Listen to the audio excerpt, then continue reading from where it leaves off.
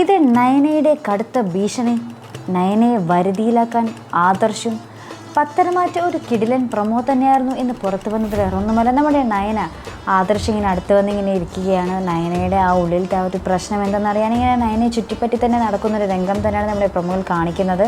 അപ്പോൾ നമ്മുടെ ആദർശിനെ കേൾപ്പിക്കാൻ വേണ്ടി തന്നെ നയന മനഃപൂർവ്വം ഒരു ഫോണെടുത്തൊരു കൂട്ടുകാരിയെ വിളിക്കുന്നതായി അഭിനയിക്കുകയും എന്നിട്ട് അതിലിങ്ങനെ പറയുന്നുണ്ട്, എന്താടി നിൻ്റെ ഭർത്താവും അമ്മായിമ്മയും നിന്നെ ഒരു വിധത്തിലും ജീവിക്കാൻ അനുവദിക്കുന്നില്ലേ, എന്നാൽ അവർക്കെതിരെ കേസിന് പോടി, ഒരു വിധത്തിലും നിനക്ക് എന്താ പറയുക സഹിക്കാൻ പറ്റുന്നില്ലെങ്കിൽ അയാൾ അങ്ങോട്ട് കൊന്നു കളയടി എന്നൊക്കെ ഇങ്ങനെ പറയുന്നുണ്ട്. അപ്പോൾ ഇത് കേട്ട് ഇങ്ങനെ ആദർശ് ഇങ്ങനെ ഞെട്ടി നിൽക്കുന്നുണ്ട്. ഇത് നമ്മുടെ നയന തന്നെയാണോ എന്നുള്ള രീതിയിൽ ഇങ്ങനെ നോക്കി നിൽക്കുന്ന രംഗം നമുക്ക് പ്രൊമോയിൽ കാണുവാൻ സാധിക്കുന്നുണ്ട്.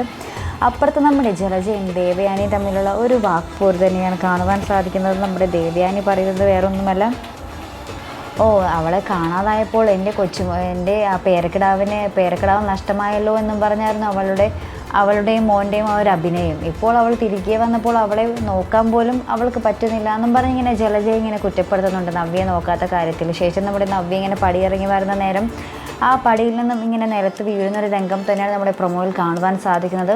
അപ്പോൾ ഇതോടുകൂടി നമ്മുടെ നവ്യയുടെ ആ ഒരു കള്ളം ഇനി പറയേണ്ടി വരത്തില്ല. എന്ന് വെച്ചാൽ ആ ഒരു വീഴ്ചയിൽ എന്തായാലും കുഞ്ഞ് നഷ്ടപ്പെട്ടുവെന്ന് ആ ഒരു വരുത്തി തീർക്കാനുള്ളൊരു ശ്രമമായിരിക്കാം നവ്യയുടേത്. എന്തായാലും കാത്തിരുന്ന് തന്നെ കാണാം. അപ്പോൾ ഇതുപോലുള്ള പ്രൊമോ റിവ്യൂസിനും എപ്പിസോഡ് റിവ്യൂസിനും ഒക്കെ നിങ്ങൾ മറക്കാതെ ചാനൽ സബ്സ്ക്രൈബ് ചെയ്യുക. അടുത്തൊരു വീഡിയോയുമായി വരുന്നത് വരേക്കും ബൈ.